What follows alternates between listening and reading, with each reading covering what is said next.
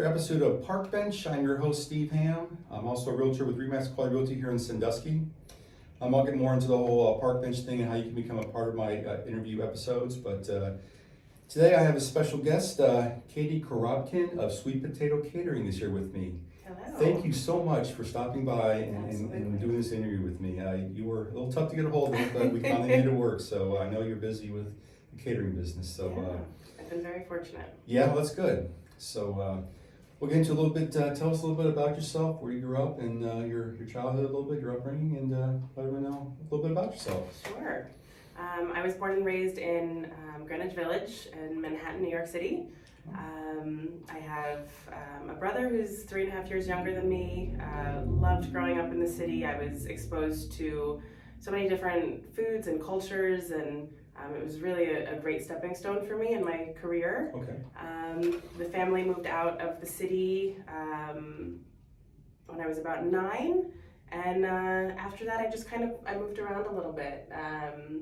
I decided to go to boarding school because my mom moved us to Sandusky, and I really didn't think Sandusky was the place I wanted to be, if you can believe that. No, say it didn't so. This great little town, come on. Well, that was over 10 years ago. Okay. It was about 17 years ago now.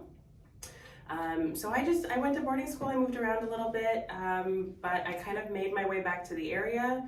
I was here just for a summer break, and I started working for a local catering company that's still here in Sandusky, Creative Cuisine. Oh, okay. Deb Bingham is chef and owner of that company, and I owe her so much. Yeah. She kind of took me in and trained me, and then encouraged me to go to culinary school. Okay. So that was the start of my culinary journey. Wow. Now, did you always kind of have a taste for the culinary arts, or not so much? In a professional sense, not until that time. Okay.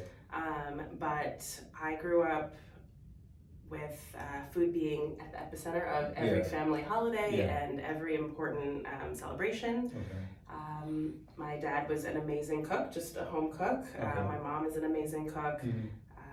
And we liked gathering around the table, and it was something that was really important to me growing up. So cooking was a passion. It was something that I liked to do and liked to share with others, but I never thought of it as a career. Yeah, I think when we're young, we rarely ever do it to that point, probably. Yeah. So, but it's kind of cool. Any brothers and sisters, or?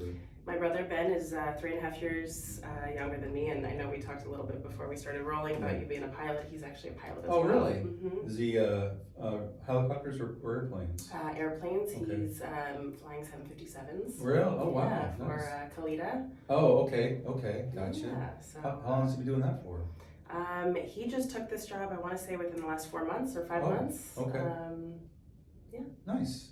Yeah. Well, that's kind of cool, yeah. A little different between airplanes and helicopters, but the Yes. principle's pretty much the same. So, Yeah. But I think as a helicopter pilot, we have a little more fun sometimes. Okay. What we can do, so. I don't know. I would think that he would have something to say about that. I'm sure He's he would. They traveling usually- all over the country, Yeah. all over the world, They and have having a a great time. Yeah, they usually have a little bit longer range with their fuel capacity and stuff, and Yeah. they were made to fly, whereas mine is not. You know, Sure. we beat the air to submission, so. Yeah. But cool. So,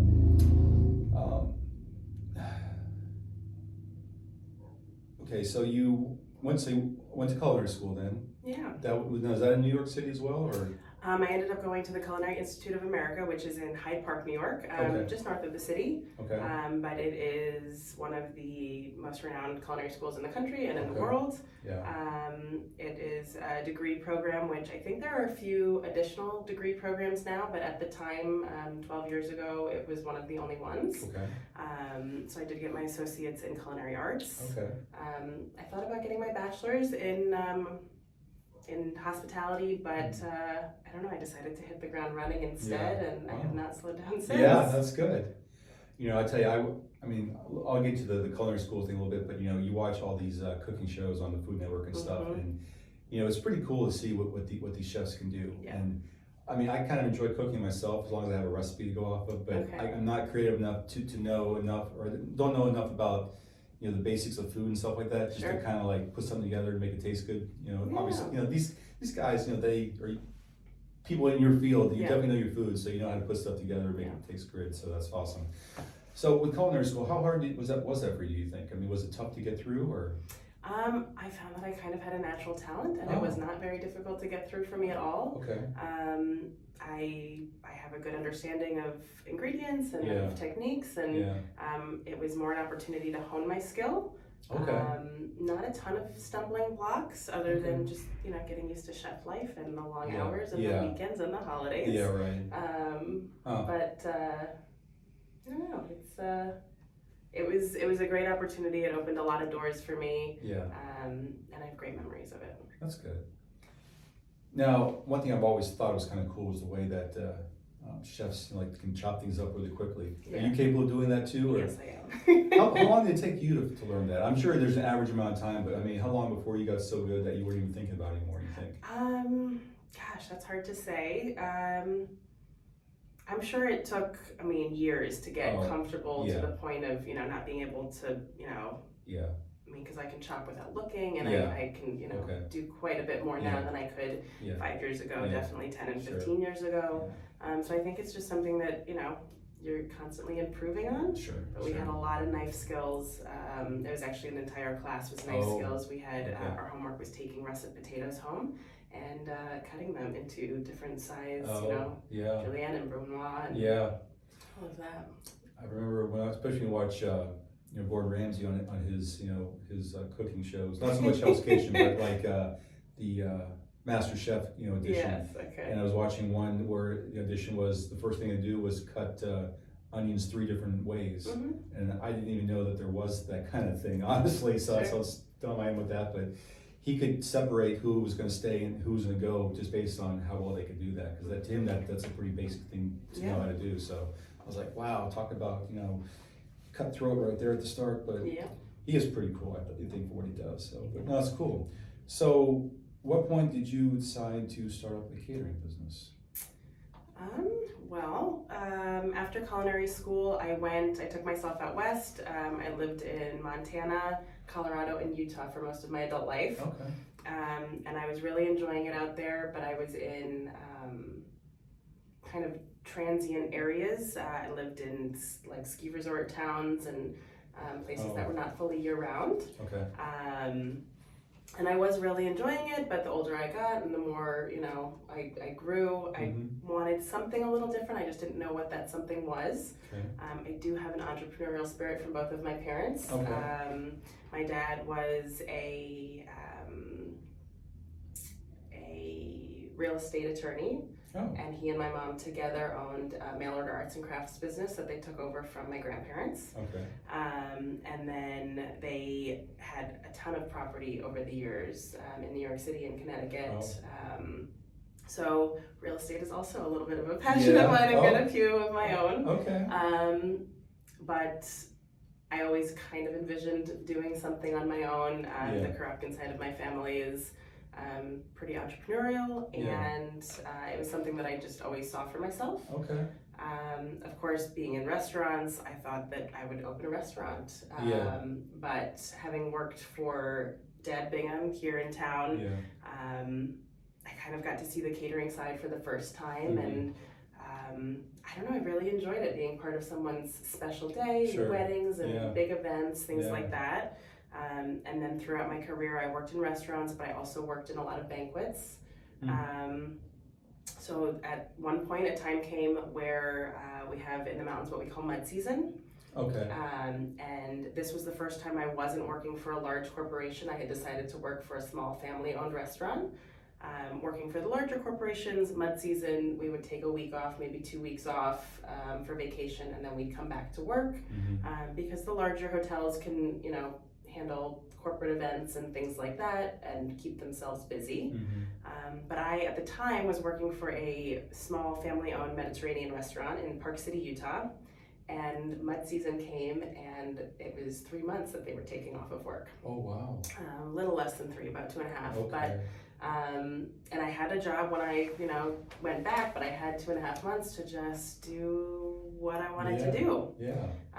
So in that time, I ended up coming to Sandusky for most of it. I traveled a little bit, went to see friends, but I came to Sandusky because my mom has been here for 17 years. Wow. And okay. Nice. yes, she loves it. Yeah.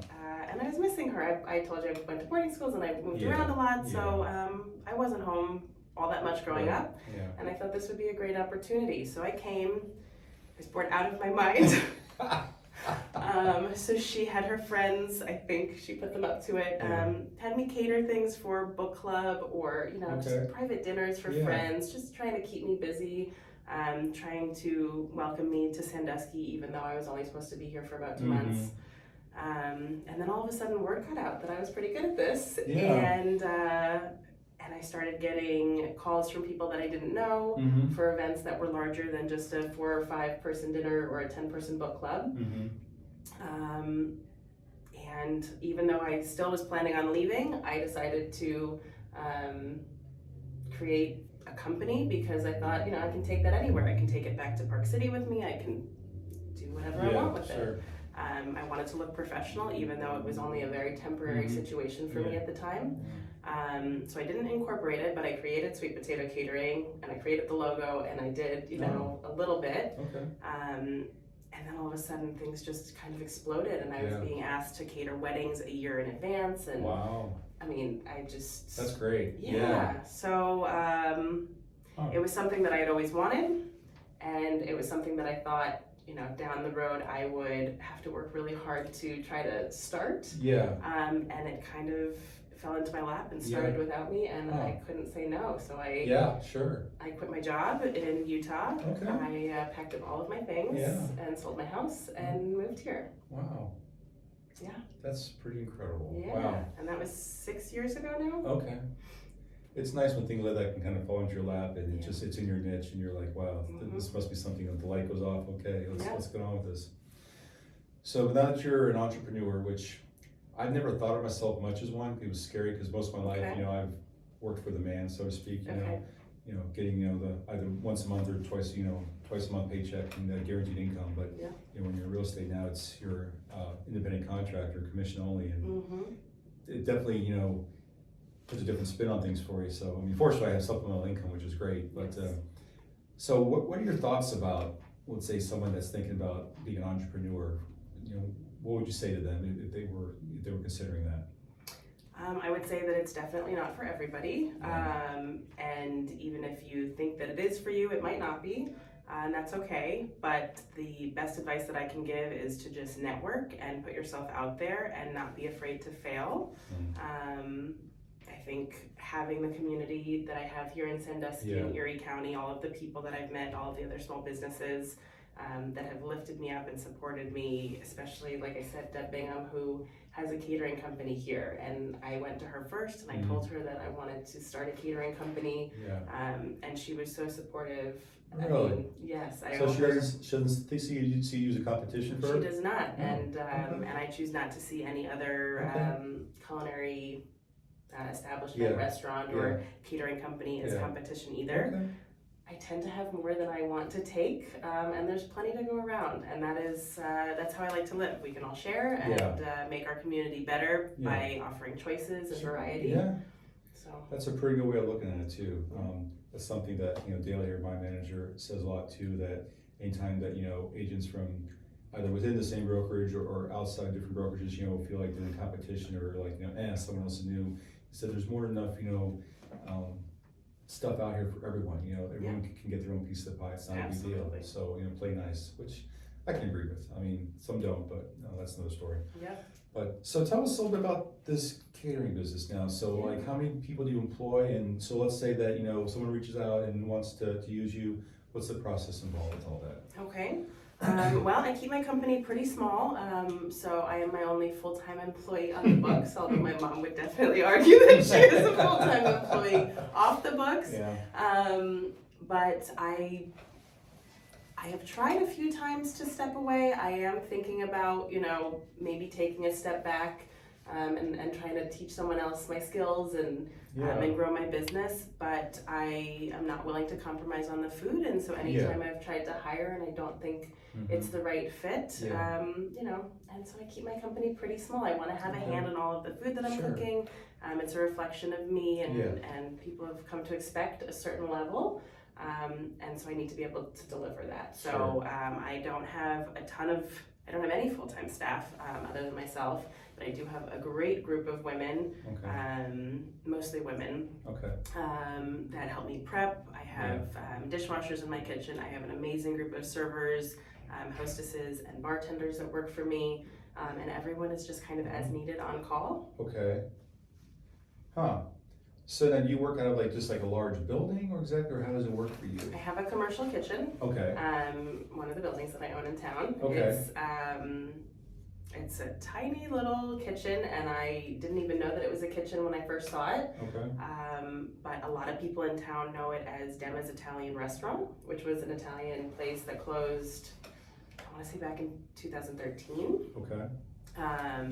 But if you grew up here, if you lived here, I mean, everybody knows about it. Okay. And it was already kind of retrofitted with some of the things that I needed for the kitchen, the sinks and the hood and the drainage and all of that. Okay. So I put in some equipment, and it's, like I said, it's small, but it fits me and my team. At most, there's probably 4 of us in the kitchen, prepping, working at a time to get out, 3 weddings, 200 people each. We just did that a couple weeks ago. That was a lot, but we make it work.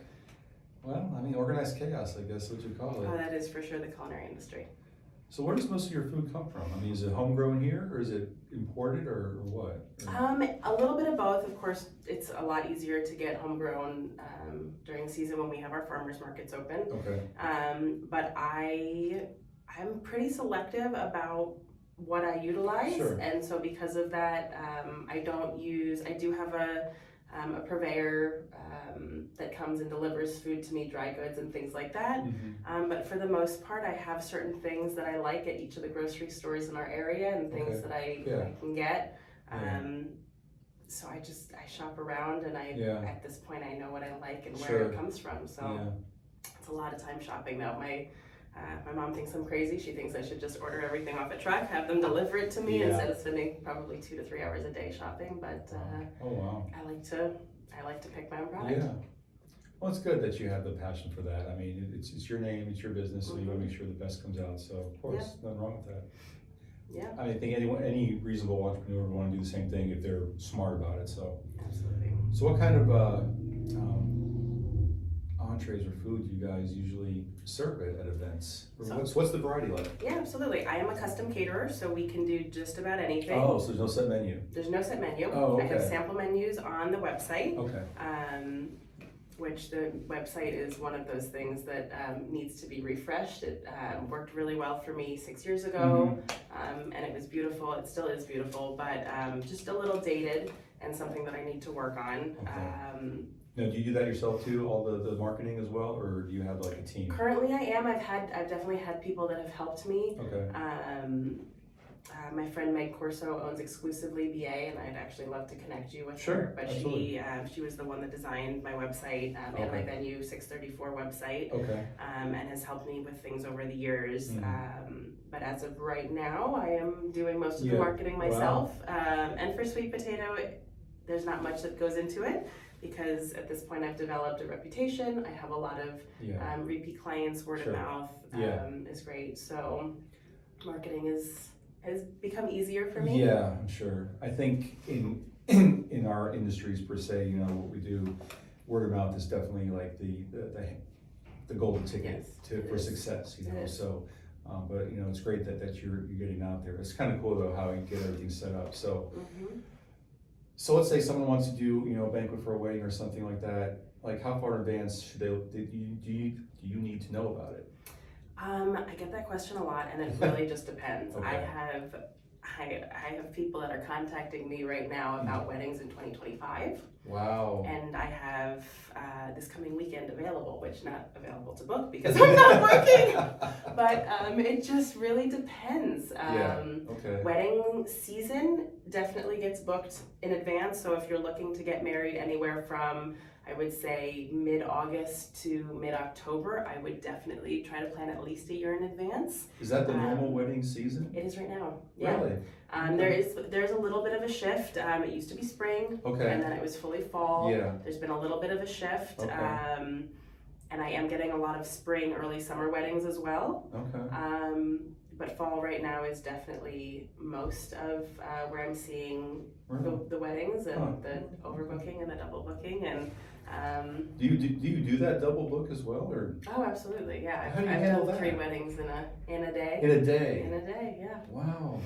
Yeah, I only do it if I think that I can manage and my team can manage. Okay. They're probably gonna laugh when they hear me say that, but if I think that I can manage and that you think you can manage, yes, sometimes they might disagree with me. Yeah, right. I do put them through quite a bit during wedding season. Well, yeah. But it only comes around once a year, and that's true. you know. True. Wow. Yeah, but I think as long as I'm not losing quality, then you know I can take up to 3 weddings. Wow. And I know that I'm not losing quality of the food because I'm the one that is preparing all of the food and getting it out the door. Yeah. And I know that I'm not losing quality at the event because I have hired some fantastic servers that really represent me and take care of my business when I'm not there, so I can be at one event and I can have other people running the weddings at other events, and it all works. Huh. So what, I guess, is there like a favorite type of dish or entree people seem to always want to order from you? I mean, not that you don't have a specific menu, but what do people usually like to order? Well, I have my sample menus right now are about 27 pages long. Wow. Yep. And I would say the most popular within the last year has been I call them my bar menus. So pasta bar, slider bar, barbecue bar, chipotle bar, taco bar. I would love the taco bar. That's probably a big hit right there. It is, tacos for sure. I think weddings in particular, but really all events across the board are kind of getting away from the more traditional entree where you have a protein, a starch, a vegetable, salad, and bread. The menus are just a lot of fun. So for example, pasta bar or a slider bar, you know, we give you all the ingredients and you kind of make your own as you go through the buffet. So you might make a pasta dish that has penne and roasted garlic Alfredo sauce with seared chicken and broccoli and peas. And I might go through that same buffet and make spaghetti with marinara and meatballs, and we have 2 completely different entrees out of one buffet, and I think that's why people like it so much, is because there's so much variety, there's color, it's fun, it's a little bit more casual. So I've been doing a lot of it. I'm hungry just thinking about that. We might stop this soon. I'm just kidding. Wow, yeah, that's cool. So if you get a big order, I mean, do you guys, how far in advance do you start working on and prepping it, you know, getting food ready? Is it just a couple days? Just 2 days, really? Yeah, 2 days, sometimes 3. It depends on what it is. Certain things will hold for a couple days, my croutons, my crostinis, and things like that. But all of my fresh made food is within 2 days. Wow. Yep. That's. I'm trying to wrap my head around that. I just can't right now. I mean, it takes a lot of planning. I do require a final head count a week in advance, so I can place my order. I can get everything in house that I need, and then when it's go time, it is go time. So I gotta, kind of know what's like been the craziest, I guess, event you've ever had to cater. I wouldn't say crazy, but like the most wildest event aside from a wedding or whatever. Aside from a wedding? Yeah. I don't know. We can come back to that. It's not a big deal. Let's do that. Okay. I'm curious to know what I come up with as well. I don't know. Let me ask you this then. What do you think so far in your catering business so far what's been the highest high for you that you've experienced from it? I think the highest high is being part of the community. I think being part of the community as just a citizen and going to events is wonderful and everyone should participate. But being a business owner in this town is a different level of success and inclusion and maybe like a higher level of expectation or no? I mean, maybe a little bit. Not that I have any issue with that. I like having high expectations and I tend to meet them. But I think it's just so wonderful how many people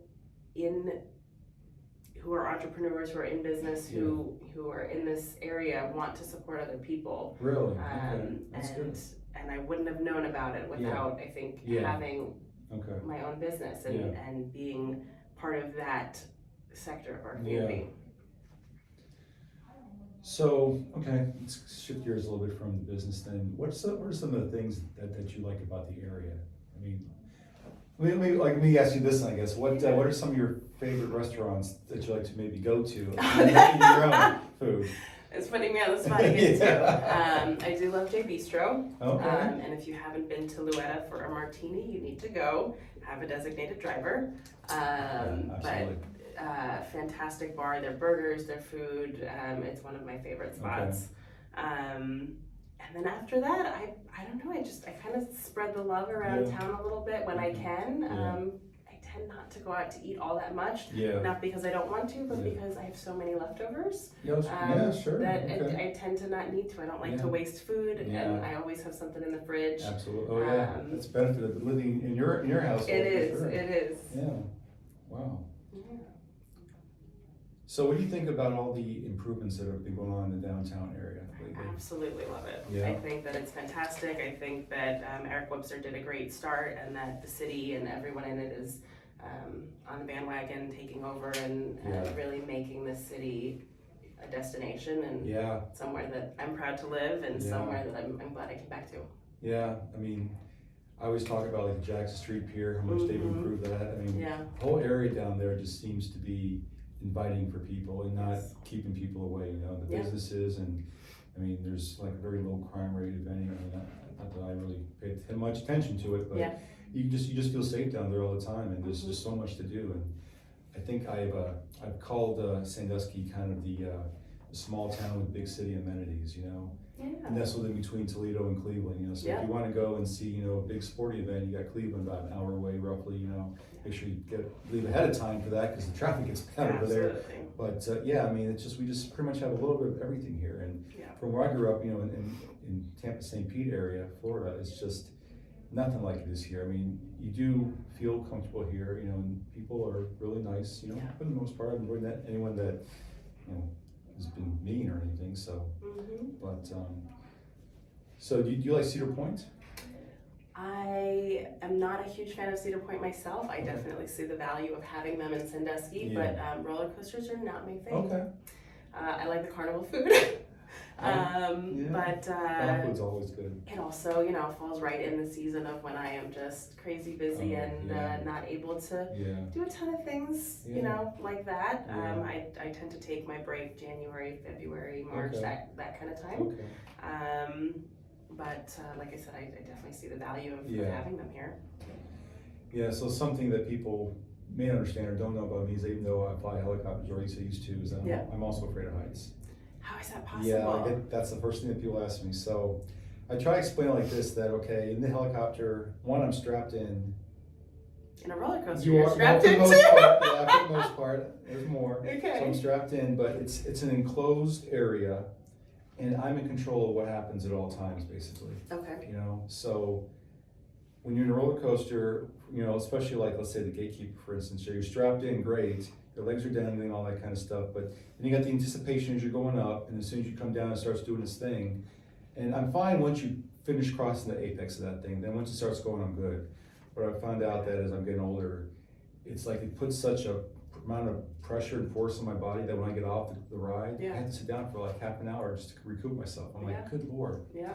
Now my wife, she loves roller coasters. She's a thrill seeker. Okay. And you know, I was always afraid of going on the Top Thrill dragster. I'm like, there ain't no way. She goes, you're gonna do it. That's the only one I've done. That's the only one you have done? The only one I've done. Wow. Because it was 17 seconds, well, actually, I waited online because I went with friends back in high school, and I was like, okay, this is 2 hours. I'm not going to stand out of line and let them all hang out for 2 hours without me. So I stood in line. We waited 2 hours.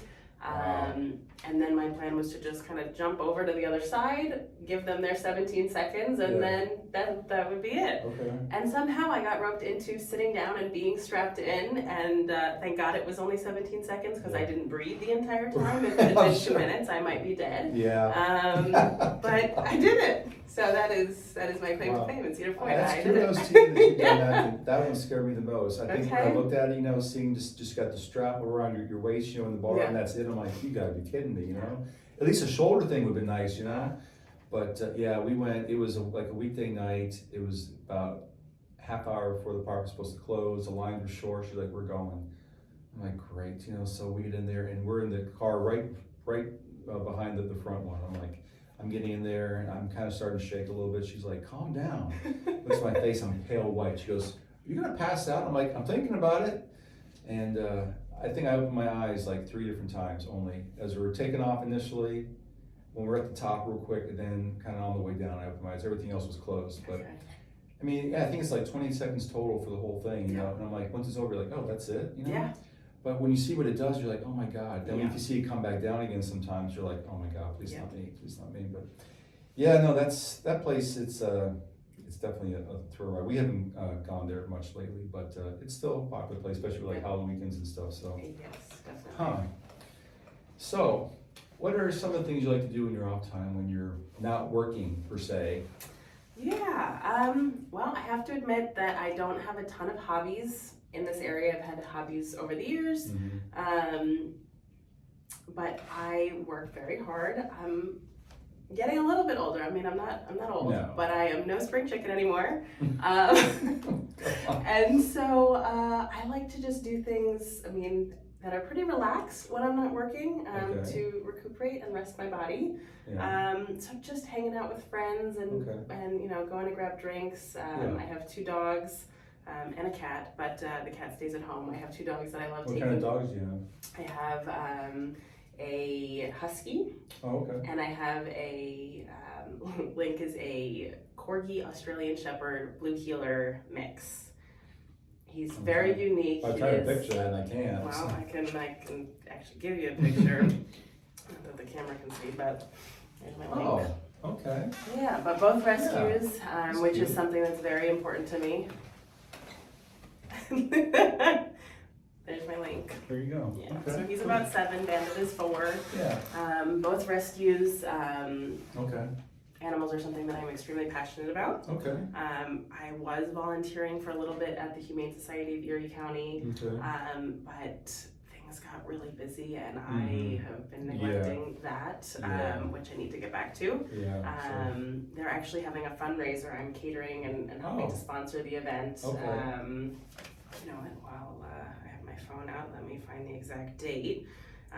But I know that they are trying to get sponsorships right now and selling tickets. It's going to be December 4th at the winery on Route 4. Okay. And I did it with them last year and it was fantastic. But I would say that is something that I'm extremely passionate about. I love that we have Osborne Park. Yes. And I take them there probably every day. Yeah, that's a great place to go to. Yeah. Yeah. So what are some other things you like to do around the city? I mean, besides like Jackson Street Pier and stuff, what else suits your fancy? When you're not working. I really just love to be social when I can. I'm a little bit of an introvert and I do need my time alone and with my dogs to kind of recenter and refocus. But there's always something going on here. I was just at a fundraiser for the Boys and Girls Club. I think that was last week, maybe 2. Blue Jeans for Blue Doors. And we have some fundraisers and galas coming up this time of year. There's tons going on. The State Theater Gala I'm really excited about going to. Things like that.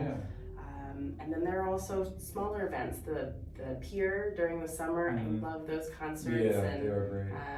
You know, when we close down Main Street and have those festivals, that's all wonderful. Did you attend the latest Witches Festival that was downtown? That I did not. Oh, okay. I didn't get a chance to read it, but I know I heard about it. I really wanted to, but I got tied up with some stuff. It's supposed to be a fantastic event. I was working, but saw some videos on Instagram that Shores and Islands had posted.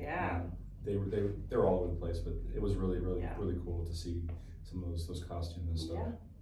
And the witch that's on the swings, I don't know how they do that. I don't either. I was like intrigued by that. Like that's kind of cool that they really went all out with that kind of stuff. So it's not just a. You have to not be scared of heights. Exactly. Yeah. So I couldn't do that, obviously. So, So talk about a little about this venue thing. Yeah. So When I first started Sweet Potato Catering, I needed a place to cook. Like I said, the business started without me.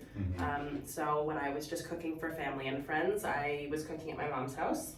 And then when I incorporated and I, developed my business further, I needed a place to cook. You're not able to cook in a residential kitchen. You have to have a commercial kitchen. Didn't know that. Okay. So I found a building that someone had kind of made me aware of, and another beloved building in Sandusky. It used to be Russell's Flower Shop. Okay. And now and then it was Trace Earl Chocolate Shop, and there were actually a few other businesses, flower shops, coffee shops in between. But I fell in love with the building, the architecture, all of it. And I made an offer and I purchased this building, and I intended it to be my kitchen. And I did a little bit of homework ahead of time. Sure. I talked to an architect, I talked to a kitchen designer, and I talked to an HVAC company because I figured the most important parts were the kitchen itself and the hood system. And then of course egress and accessibility and all of that. Yeah. Because in addition to the kitchen, I was going to do a small space in the front that was going to be a tasting room, a small event center. Okay. Yeah. But I was planning on utilizing most of the building for the kitchen. Okay. So I was young, I was a little naive. I did ask some of the right questions, but maybe not all of the right questions. And back to what you were talking about and being, if I were to talk to an entrepreneur that wanted to get started in this area, there are so many resources that I did not take advantage of. Okay. But Erie County Economic Development Corporation and RISE and all of those places probably could have saved me a lot of hassle and headache. I just wasn't aware of them at the time, or maybe I was just stubborn and thought I could do it on my own. I'm not sure which. When you're young, never. Yeah, but I was 27, and I loved this building, and everyone said, yes, we can make this work, and I didn't question it further than that. So I bought the building, I went to get started on construction, and then all of a sudden, these people that had said, yes, we can do that, were saying, well, we can, but. So the project turned into something that was a little bit less manageable than I thought it would be. And the cost was definitely a factor, but I was also going to have to ruin part of the integrity of the building to be able to accomplish what I needed to accomplish. And I wasn't willing to do that because part of the reason why I bought the building was because of its character, its history, the architecture, and the way that people remembered it. I mean, it's just, I think it's an iconic building in Sandusky.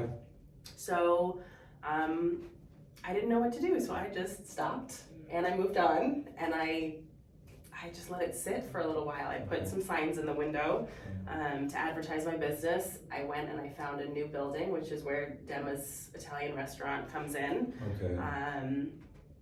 And that building sat open for probably 3 years, and I did nothing with it. And people made offers to buy it from me. They were very low offers and insulting offers, because everyone thought I was in over my head and that I didn't know what I was doing. And I think that was partly true, but I was determined to figure it out. So I got Sweet Potato Catering off the ground. And in the process of doing that, I was able to save quite a bit of money. And then a few years down the road, the dynamic changed, whereas before people would find their venue and they would find all of these other pieces, and then they would find food after. So if you were getting married, you'd find your location first, and then you'd find your caterer after, or a big, party. Location has always been a driving factor, and it still is. You need to have a location so that you can have a date to tell your other vendors. But because what I offer is fairly unique to the area and it's a little bit different, people started coming to me and saying, we want you to cater. Where can you cater? Instead of finding the location first and then coming to me or anyone else to see if I was available. And I found myself saying, there are tons of large venues in our area, but there are very few small venues. So for a bridal shower or a small birthday party or a family dinner or something of that nature, I was having to tell people that they had to do it in their home, or I'd have to refer them to, a restaurant that would book out their room, and then of course I couldn't cater there. Because they want to use their food. Yeah. Right. So I thought, I have a successful catering business, and now I have people asking me where they can have small events. Yeah. And I have an empty building that could be perfect for small Sure. events. So that is how Venue 634 came to be. So both of my businesses were not fully planned. They just kind of fell into my lap, right place, right time, whatever it was. Yeah. But it's right on the corner of Columbus Avenue and Monroe, and the address is 634 Columbus Avenue. That's Venue 634. Correct. I figured as much, but I wanted to ask, okay. Yeah. But it's a 1,000 square foot room, and it's got so much charm and character. Yeah. It is not white walls and carpet. It's really unique. It's a building that was built in 1918 by a florist who lived next door and wanted a display for his flowers. And I've kept as much original as possible. The woodworking, the ceiling, the floors, the original flower cooler is still in there. So yeah, it's been great. It's been a blessing. Yeah. I think the community is really, really loving the space. And as time goes on, it's becoming more and more popular and more recognized, which, just, Sweet Potato kind of took off on its own, and I was playing catch up to that. Yeah. And with Venue, I was a little bit more organized getting things started, and slightly different process for me. Yeah. But both rewarding, both learning experiences. And then of course, it's an event space, but I know that weekday events are not the most popular, and I was trying to figure out what I could do to put people in the space, to get people to know about the space, and so I created my own events. So now I have a workshop page on the website. So venue634 is the website.com. Okay. And I have a workshop page, and right now my most popular class by far is the cocktail class that we offer. Oh, I'm sure. Yeah. Wow. But I've done flower classes, yoga, sound immersion, cookie decorating, craft making, like we made door signs and doormats and things like that. Okay. And so they generally fall Tuesday to Thursday, and it's normally a 2-hour class, and it comes with food and beverages and whatever activity we're advertising for that particular class. But that has been amazing. I was going to say, how's the turnout for those? Pretty good all across the board? Yeah. The cocktail classes are the most popular, but they've all been extremely popular. I'm hoping to do a cookie decorating class for the holidays, something like that. But I think in my mind, I could have, done billboards and advertisements and things like that. Yeah. But I love word of mouth, and that's how Sweet Potato got to be what it is. Yeah. And so my thinking was, if I could just get people in the door for a small event, small ticketed item, then they'll know about it. And the next time they have a birthday party or someone is getting married, they will think of us. Yeah. So. No, that's excellent thinking, actually. I mean, you spend $1,000s in marketing, which I know I've done with this job too, and it only gets you so far. Mm-hmm. The right thing is target marketing. That's where the key is to figure out right stuff. So you mentioned sound immersion. What exactly is that? So that was something I just did with Sharon Lickstein, and her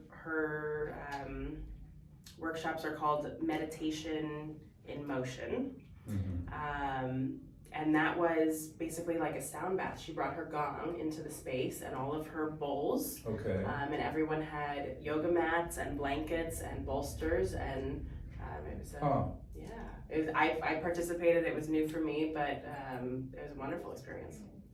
That does sound interesting. Yeah. I mean, the cocktail one, I definitely want to try that one out. But I mean, they all sound kind of cool. I mean, knowing that it's catered and stuff, but that's a really cool idea. I mean, you definitely, even though you kind of maybe struggled a little bit in the beginning, which I think most entrepreneurs do anyway. Mm-hmm. And you mentioned the whole thing with Rise and stuff. And the gentleman I had here yesterday, Lewis, with his personal coaching, he actually, who did you work with at Rise? Do you know the name by any chance? Well, I haven't worked with them. I mean, like an individual person directly, but Alyssa and Nico and Alyssa's the one he mentioned to me she's in fantastic. an email afterwards, saying that I should get a hold of her and interview her, because she was really instrumental in him getting his LLC established. So I'm like, okay. So it's kind of cool to hear that. But now that you mentioned Rise, I'm like, that kind of triggers. I'm like, oh yeah, I remember him talking about it yesterday. So it's a great resource that you have. Yeah, really great resource. So I guess, as far as entrepreneurs go, what would you recommend if someone is trying to start a business? Like, what are some of the steps they should take, or who should they talk to in trying to getting that established, in your opinion? Yeah, well, I always say that,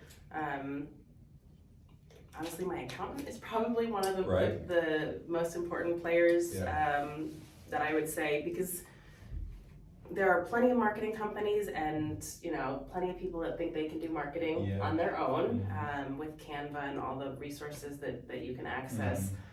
Marketing is extremely important,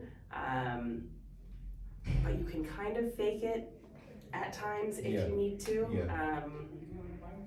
Accounting is one of the things that you really can't. Numbers are numbers. Numbers are numbers, but my accountant has given me really useful information about how to do things and why I'm doing things and how to set up my business. And I was fortunate enough, like I said, I come from an entrepreneurial background. My mom was the one that connected me with my accountant. But if it hadn't been for setting myself up correctly at first, I think I would be in a very different situation. It's always easier to create your systems and to improve on them as you go than to just wing it and then try to decipher later. So having an accountant, definitely thinking about marketing and positioning yourself in whatever market you're in, whether it's real estate or culinary. Like I said, there are plenty of caterers in the area, lots of restaurants, but I do something a little bit different. I think part of what made me different was that I was bringing different flavors to the table. I have some Mountain American cuisine in my background, but my displays, the decorations that I used for the tables, how I train my staff, and how we present ourselves overall as a company was maybe a little bit different than what I had seen in the area. And there's room for both of us, but the fact that there wasn't anyone like me here definitely helped me to progress my company more quickly than if I was putting myself in the same boat as everyone else. Yeah, that's probably the hardest part, is finding the unique way to advertise yourself, just to get a little bit ahead of everyone. That's always key to another key to success, I should say. So let's say, what do you, after, let's say, catering is done or so, what do you see yourself doing later on in life? Or do you think you'll just be catering until... No, I do not see myself catering for the rest of my life. I'm thinking that consulting is probably my next move. I have secured a domain name. And I might be jumping into the planning phases of something come January. I'm going to take a little bit of time off from Sweet Potato so that I can develop a new company. Is this top secret right now, I'm assuming? Or it's not that top secret, there's just nothing to show for it. But the name of the hospitality company, and I'm thinking about it still. I mean, registering a domain name is $20. I just wanted to have it in case. So I did it, I think, a year and a half ago, actually, and I didn't want to do anything with it. I just wanted it on the back burner. But the company will be called Pivot Hospitality Consulting, because back in 2021, maybe, I received Pivot of the Year from, Ecadec did an annual award ceremony. I think it's through Ecadec. I think it's definitely an annual award ceremony. But they do Entrepreneur of the Year, they do a Deal of the Year, they do 4, 5 different awards for the year. And during COVID, or right as we were coming out of COVID, they just kind of did a one-off just for that year, Pivot of the Year. And they thought that I had done such a great job pivoting, because all food establishments had to change. Most of them closed, whether temporarily or permanently. Yeah. And I got really creative during COVID. So I got the Pivot of the Year award.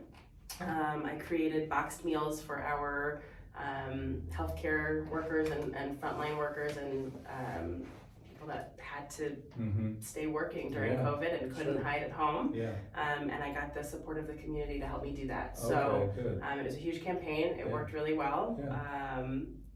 But ever since then, the word pivot has just kind of been in my head. Sure. And I think it's something I do really well. Whether that is buying a building that was supposed to be for something and turned into something else. So it's definitely an area that I want to explore, and sooner rather than later.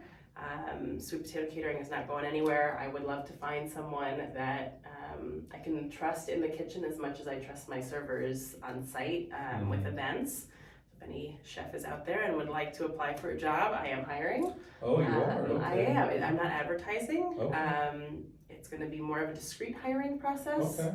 I'm looking for a very particular type of candidate. Yeah. Just like one person only? We're talking about several here. Just one for now. Okay. But I don't want an open, casting call of, 50 people that think that they, Oh, that's sure. Yeah. It's your business. You do it how you feel is right. So, Yeah, so I'm sure Sweet Potato Catering will be pivoting slightly coming up. Venue 634 is doing great, and it's only going to do better in the coming year. And then I might have another project and company on the horizon. Oh, wow. Yeah. You are quite the entrepreneur. Yes, I am. The fact that you were able to push through the whole COVID thing, obviously and pivot through it, and that's why you have that. I mean, that's admirable. I mean, that shows your your motivation and your persistence to succeed, which that's one of the to me the fundamental things of being an entrepreneur, to keep going on, is to not quit even in the face of adversity. So commendable, very commendable for you. Thank you. Yeah. So what would you like to, even after all that stuff's over with, I mean, you ever find yourself relaxing and like moving away somewhere at some point in time, maybe when everything's done with all that, or you're just going to continue on that route essentially? Well, I think having lived my life the way that I have lived it, I don't really plan for anything. Okay. But I do take advantage of every opportunity. Okay. Or every opportunity that I would like to take advantage of. So I did not plan to move to Sandusky, but the opportunity arose. I took it. Same thing is true with starting Sweet Potato Catering and Venue. I purchased a house here last year that I'm renovating. Okay. And I do love the area. Yeah. But I am not the type of person that just, walks down a straight path. There's lots of twists and turns and no roadmap. I'm just going to figure it out as I go. Well, each his own. That's great. Yeah. I mean, I think a lot of times I do that as well, but I do like to plan more ahead. I think that also comes from my pilot perspective, because if you don't plan, well ahead, then your plan can probably fail on you and go miserable. So I try to do plan ahead as much as possible. My wife may disagree with that, but it is what it is. So. And there's some planning that I want to be financially secure and be able to make the choices that I want to make. And so of course I keep all of that in mind, but in terms of where I live and what I'm doing and when I'll get my next rescue dog, it's all going to happen when it happens. So any words of encouragement for the citizens of Sandusky? Anything you want to just, words of wisdom for anyone out there? I would just say that we're in a great area, a great community, and that we should keep taking advantage of it, keep making it better, keep being a community that stands behind each other and supports each other, because it is one of the most unique areas that I have ever lived, and I've lived in quite a few places. Yeah, sure. But knowing that you have that perspective, I mean, I've lived in several too, and I have to agree with you that this one definitely it is unique in what they have to offer, and everyone's pretty great. So, so your website again is sweetpotatocatering.com. Okay. Any other way they can get a hold of you, or? Yeah, I mean, you can. I have a phone number for the business, 419-202-4740. Facebook and Instagram. And then the same is true for Venue 634, and you can search both of them online and find whatever you need to there as well. Cool. Yeah. Wow. Anything else that you think we want to discuss that I can't think of? I mean, I try to cover pretty much everything with you, and it is pretty interesting with the culinary stuff. I still enjoy watching cooking shows, but every time now I'm going to start thinking about Sweet Potato Catering when I'm watching these shows. I'm like, how good some of that stuff would sound. So, okay. I guess the only thing that I might want to mention, since we're coming up onto Thanksgiving, is that I mostly cater for events, but for holidays, I cater holiday to-go menus. Oh. So for Thanksgiving, I will be releasing it today if I have the time. If not, it'll be tomorrow. Okay. But it's a menu that you can order individual items a la carte. So Thanksgiving is my most popular. A lot of people are scared about, cooking turkeys, so I can do that for you. Okay. Or maybe cooking the turkey is the one thing you love to do, but you don't want to do the stuffing and the mashed potatoes and the gravy. So you can order individual items off of my menu, and it's pretty extensive. Yeah. So that'll be available on Facebook and on the website, and you'll be able to call and place an order. All right. And all of my holiday to-go menus, I have a deadline to order, and then pickup is always the day before the holiday. So you'll pick up the Thanksgiving to-go menu the day before, and I provide reheat instructions. So day of, you're in your home, you're comfortable, you pop it in your oven, and that has helped me to be able to feed many more families for Thanksgiving, and I also get Thanksgiving at home with my family. So nice. Thanksgiving is one that I have coming up. I do Christmas as well. In light of what's going on, I think I'm going to do a Hanukkah menu again this year. I don't normally do that because we don't have a huge Jewish population, but my religion is extremely important to me, and I think that doing a Hanukkah menu this year might be nice. Absolutely, especially in light with everything that's going on and stuff too. Yeah. Okay. Cool. Yeah. Well, that's pretty much I think all I have for you that I can think of. I mean, I picked your brain quite enough, and I think people have definitely got to know you on a much more deeper level, which is pretty cool. Yes, so, it is. Thank you very much for coming by and doing this with us. Absolutely. Katie with Sweet Potato Catering. Yeah. So, if you guys are definitely into catering, get with Katie and she'll definitely hook you up with some outstanding food. I've had it, I think, a few years ago. My wife ordered it, and I'm sure it was good. I don't remember that far back, but I'm sure it was. So I usually like Thanksgiving. So as far as for Parkbench, like I mentioned earlier, it's parkbench.com/Sandusky, and what I do is there's a small but yet amazing local business owners, community leaders, interesting people, industry professionals, or anything in that area, and you want to be interviewed, reach out to me via the website or contact me directly at stephen.ham@remax.net, and we can set up an interview, and you'll be going through this process, and they'll set it up, and you'll be interviewed and it'll be featured for free. And all I ask in return is that if you have any real estate questions, or if you know that someone that is in the market to buy or sell, maybe you can kind of steer them my way a little bit, and be more than happy to help out in that sense too. So that's pretty much it for me. Other than that, once again, thanks for showing up, and we'll see who's going to come on next time. You never know, maybe it might be you next time. So thanks for tuning in, and until next time, take care, and we'll see you. Bye.